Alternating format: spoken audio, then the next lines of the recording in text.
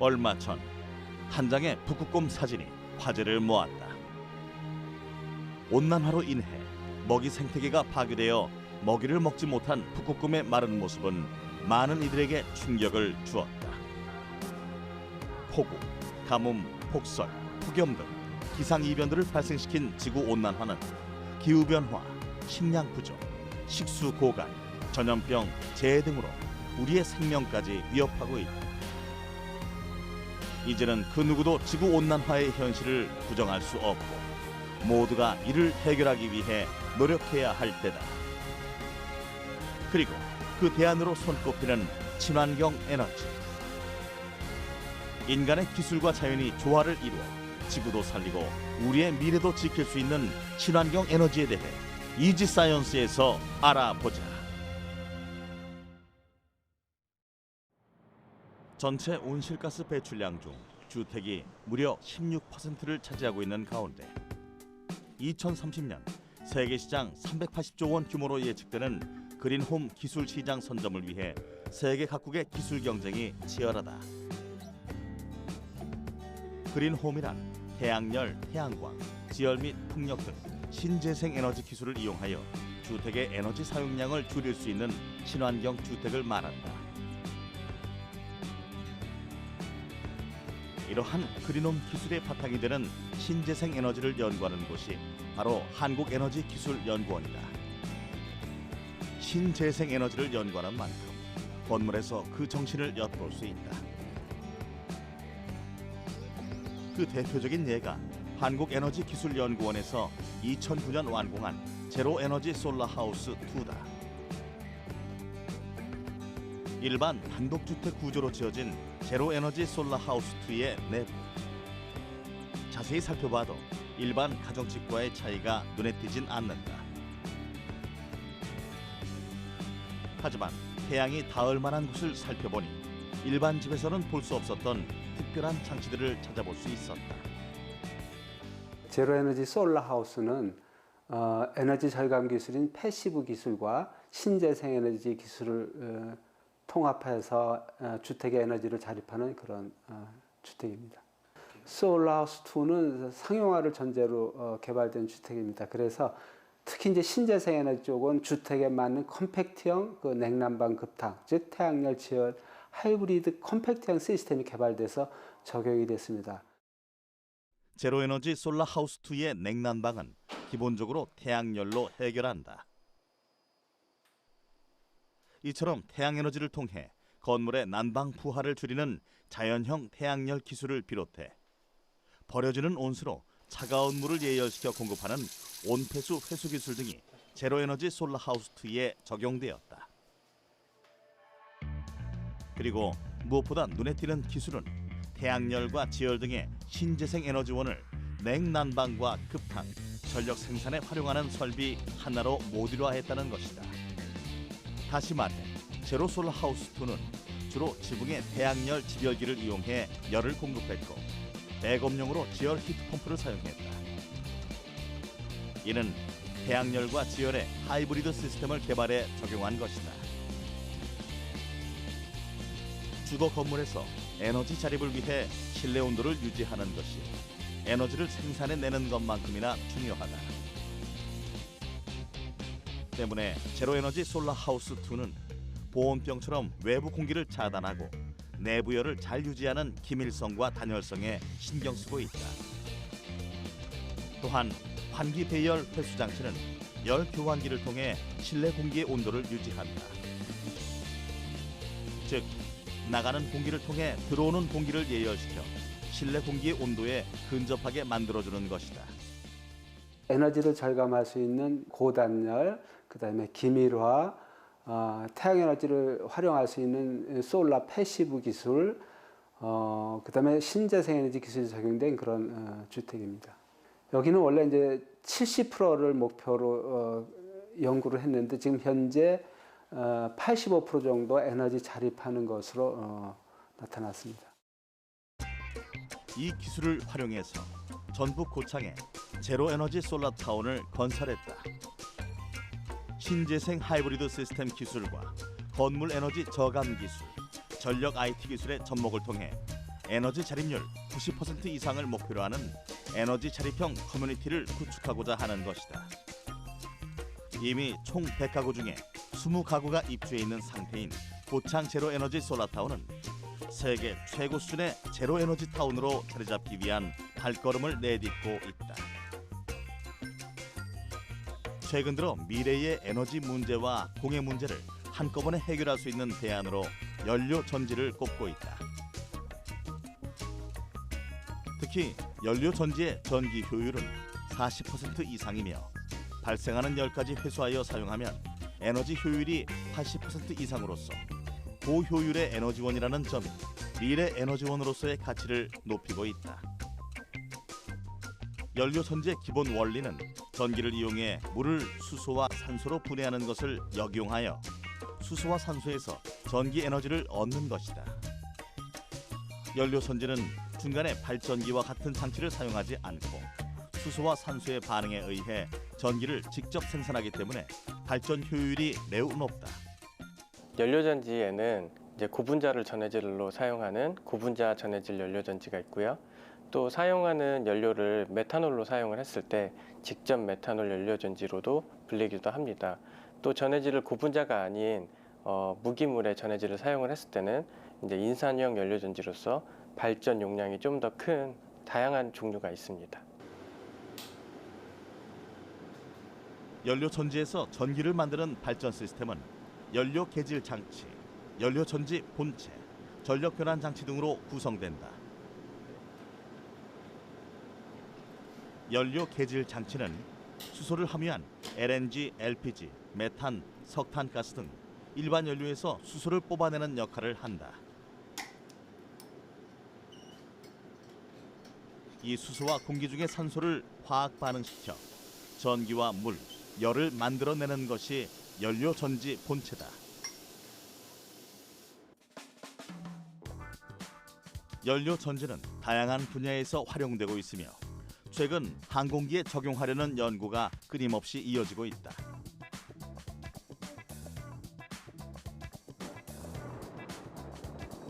일반 배터리에 비해 에너지 밀도가 높아 장기 채공이 가능하고 소음이 거의 없는 등 장점이 많다. 또한 일체의 환경오염 물질을 배출하지 않는 것이 장점이다. 연료 전지에 수소만 안정적으로 계속 공급할 수 있다면 오랜 시간 비행도 가능하다. 이러한 연료 전지의 특성을 이용해 선진국을 중심으로 무인 정찰기에 적용하려는 연구가 활발하게 이루어지고 있다. 연료전지의 부산물로는 물, 전기, 열 이 세 가지만 발생을 하고 있습니다. 그래서 기존 석탄 에너지와 다르게 무공해 친환경 에너지원이고요. 이동형 또는 정치형 에너지원으로 사용할 수 있기 때문에 응용 분야가 넓다는 장점을 가지고 있습니다. 연료 전지는 이미 자동차는 물론 난방용 등에 활용되고 있다. 차세대 전지라고 불리며 가정용, 군사용, 공업용 등 다방면에서 그 활용 가능성을 인정받고 있다. 그러나 연료로서의 수소는 아직도 고가이기 때문에 우리나라도 단가를 낮출 수 있는 고효율 수소 제조 기술을 개발해야 시장을 주도할 수 있다.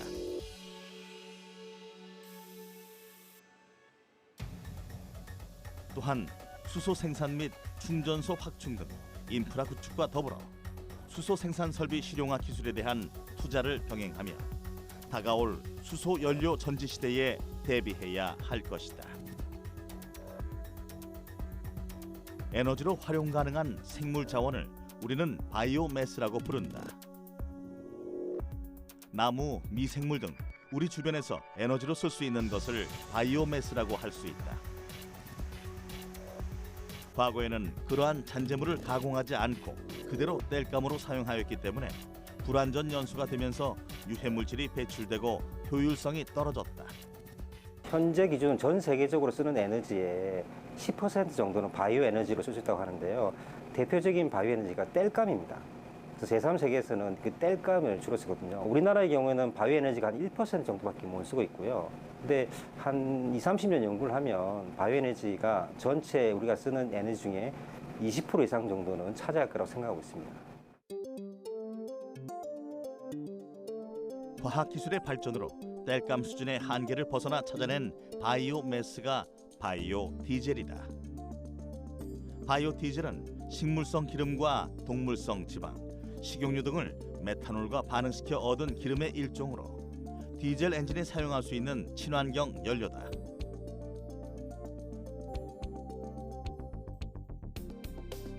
그러나 곡물 가격 상승을 유발해 아프리카와 같은 빈곤 국가와 저소득층의 식량난을 가중시킨다는 비판을 받고 있다. 이에 대한 대안으로 연구되고 있는 것이 미세조류다. 미세조류는 물, 이산화탄소와 햇빛성 광합성을 하는 미생물을 말하는데 식물성 플랑크톤이라고도 불린다. 미세조류는 녹색 얼룩처럼 보이지만 태양광을 에너지로 바꿀 뿐 아니라 발전소와 자동차에서 나오는 이산화탄소를 마시고 산소를 만든다. 석유 이후의 미래 시대에 최적의 조건을 갖춘 셈이다. 미세조류로부터 우리가 사용 가능한 바이오 디젤을 얻기 위해서는 몇 단계 과정을 거쳐야 한다. 먼저 이산화탄소와 햇빛, 물을 이용하여 미세조류를 배양해야 한다. 그 이후 미세조류 안에 들어있는 40%의 오일을 추출한다. 그리고 추출한 오일을 다시 자동차 연료로 사용 가능한 바이오 디젤로 바꿔야 하는 것이다. 바이오매스는 기본적으로 그 대기 중에 있는 CO2를 이용해서 자라고 그 자원을 위해서 바이오매스를 에너지 쓰기 때문에 CO2 중립이라고 얘기를 할 수 있고요. 그리고 석유는 뭐 현재 잘 쓰고 있지만 언젠가는 고갈될 자원입니다. 그래서 우리가 흔히 말하는 지속 가능한 발전을 위해서는 계속 생산할 수 있는 바이오매스를 우리가 쓰는 게 필요하다고 봅니다. 화석 자원의 한계를 극복할 수 있는 대안으로 떠오른 바이오매스. 그 잠재력을 키워 현실화되는 날을 기대해 본다.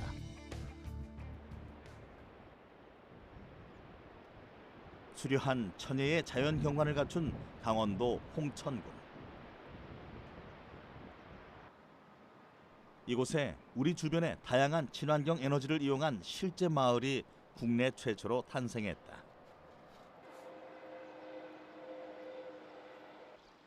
친환경 에너지 타운이라는 명칭에 걸맞게 곳곳에서 신재생 에너지 활용을 엿볼 수 있다.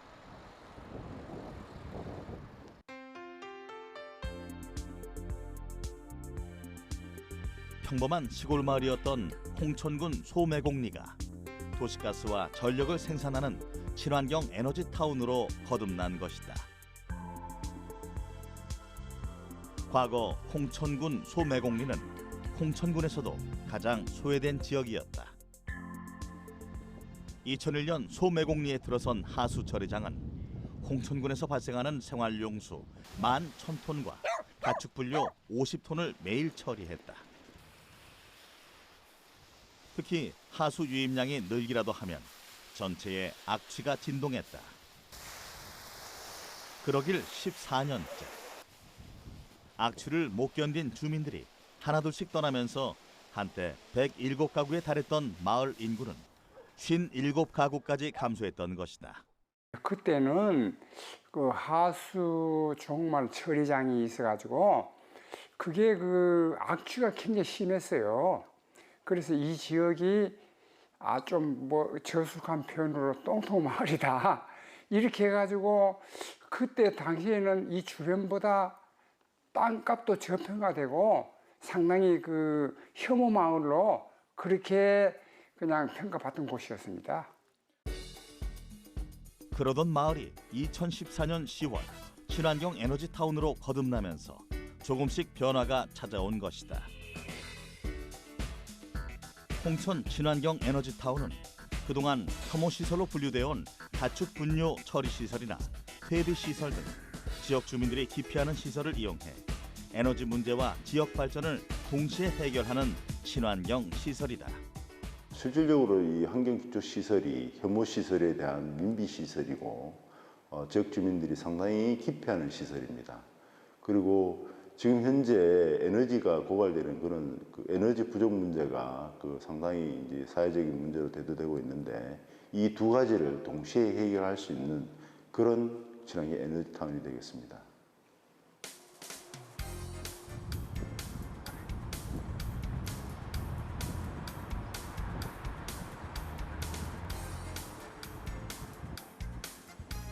홍천 에너지타운 한켠에 마련된 태양광 발전소는 시간당 340kW의 전력을 생산한다. 여기서 발생하는 수익은 마을 복지를 위해 활용된다.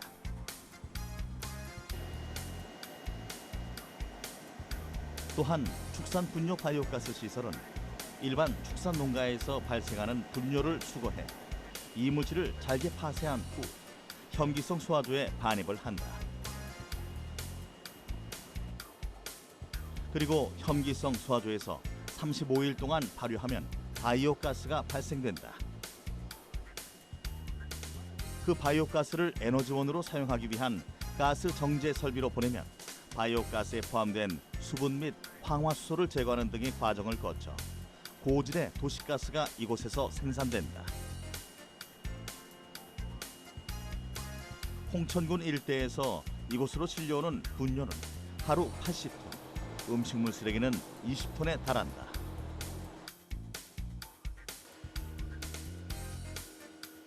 바이오가스를 뽑아내고 남은 분뇨는 자원화 시설을 거쳐 농지에서 쓸 수 있는 퇴비와 액비로 재탄생한다. 퇴비는 하루 500보씩 만들어지며 여기에서 발생하는 수익 또한 지역 발전에 활용하고 있다.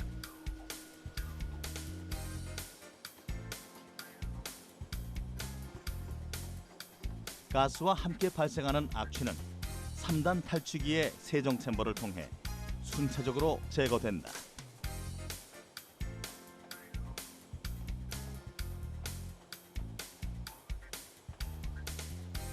깊이 혐오 시설로만 여겨졌던 시설들이 에너지 시설로 전환돼 온실가스 감축, 에너지 생산, 환경 문제 등 여러 가지를 동시에 해결하는 데 기여한 것이다.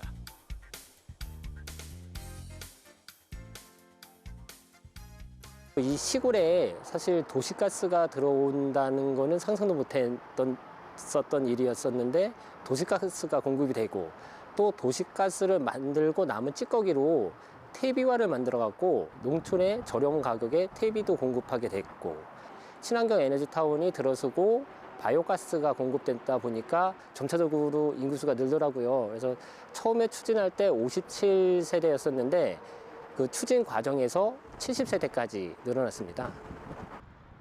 강원도 홍천을 시작으로 친환경 에너지타운이 전국적으로 확산되길 기대해 본다. 석유와 연탄 등 화석연료로 부족함 없이 살아온 인류. 그리고 지금 온난화라는 비싼 대가를 치르고 있다. 이제라도 햇볕, 바람, 물에서 에너지를 얻고 자연에 더 순종하며 살아가는 방식을 통해 사람과 자연 모두가 행복한 미래를 향해 나아가야 할 것이다.